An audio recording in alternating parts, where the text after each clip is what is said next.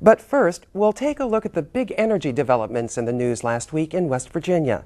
It started last Monday with the announcement that a coal-to-liquids plant will be built in Marshall County. The $800 million project will turn coal into gasoline and methanol, a substance used by the chemical industry. Houston-based Synthesis Energy is partnering with Consol Energy on the project. The CEO of Synthesis says there are plans in the works to capture the carbon that is emitted from the production process. The plant is scheduled to be up and running by 2012. Coal-to-liquid technology was also part of a speech by President Bush at the Greenbrier Resort last week. Bush spoke to a friendly audience at the West Virginia Coal Association's annual meeting. The president outlined his vision for the nation's energy needs.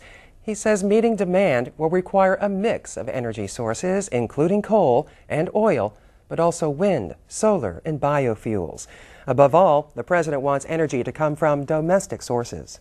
Now we got to work to have a comprehensive plan that takes advantage of our assets and is realistic and provides a hopeful future for our citizens.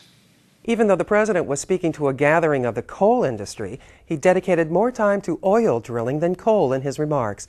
He called on Democratic congressional leaders to lift the ban on offshore drilling, a move that would increase oil supplies in about 9 years.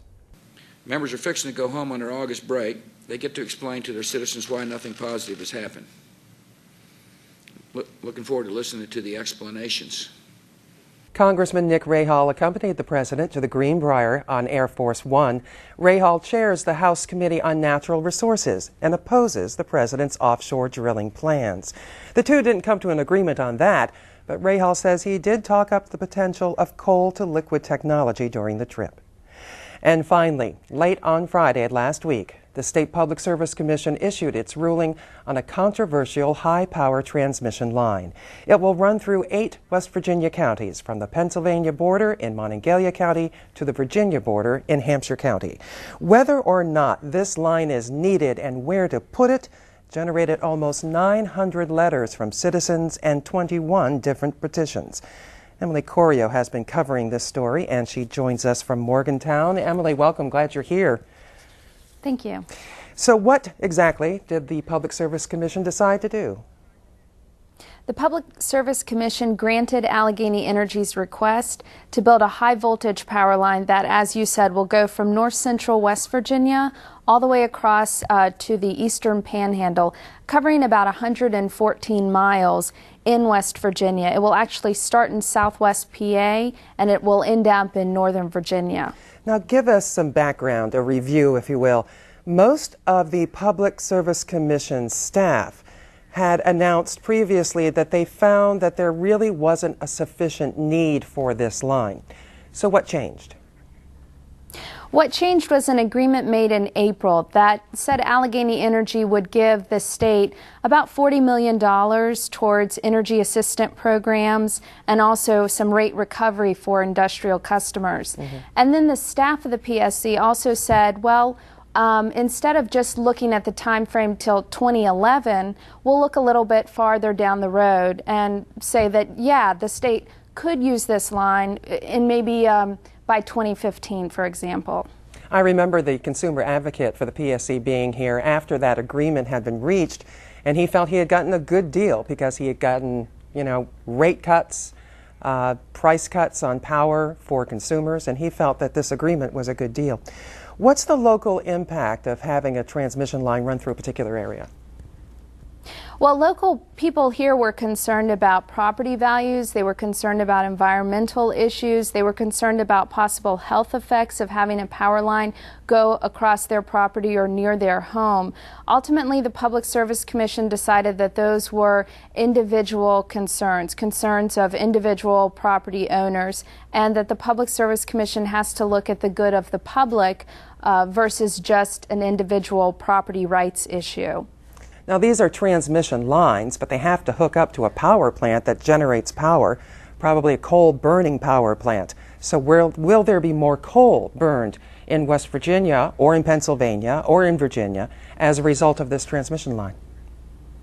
Well, there was a study done by West Virginia University, the business school, that was paid for by Allegheny Energy, and the findings of that study were that this line could support 4 additional coal-fired power plants in this region. Now, we have one coal-fired power plant under construction in Monongalia County right now, but it could also support more wind energy projects as well.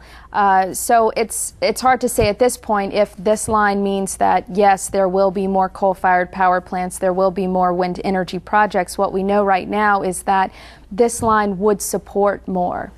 What role did Governor Manchin play in all in this? Governor Manchin seemed to have a behind-the-scenes role. He initially came out in support of these lines and even wrote a letter of support about the lines to the federal secretary for the Department of Energy when the Department of Energy was considering something called National Interest Electric Transmission Corridors.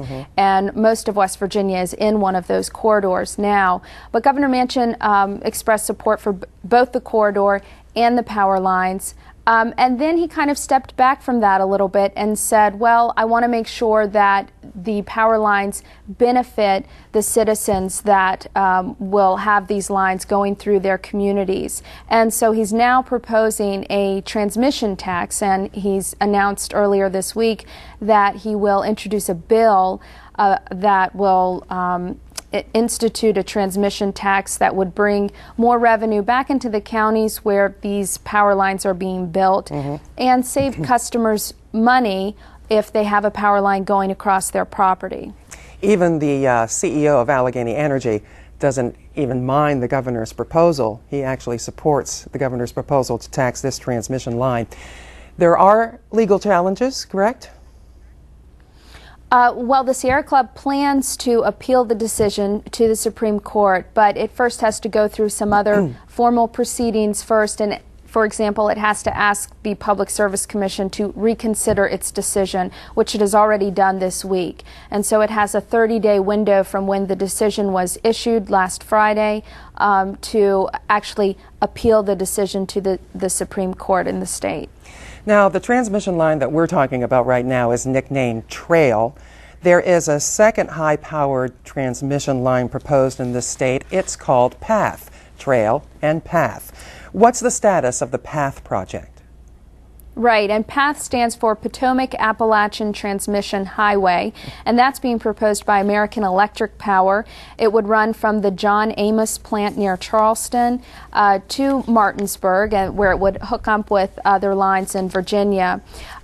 There's been no formal application for the PATH line presented to the Public Service Commission at this time. However, they expect to receive that by the end of the year, probably.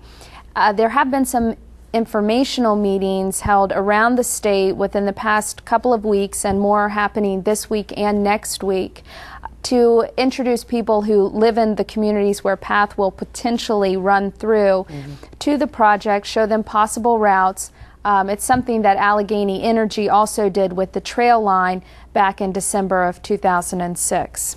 Emily Corio, we appreciate your work on this, and we look forward to more reports from you on it. Thank you very much for joining us. Thank you.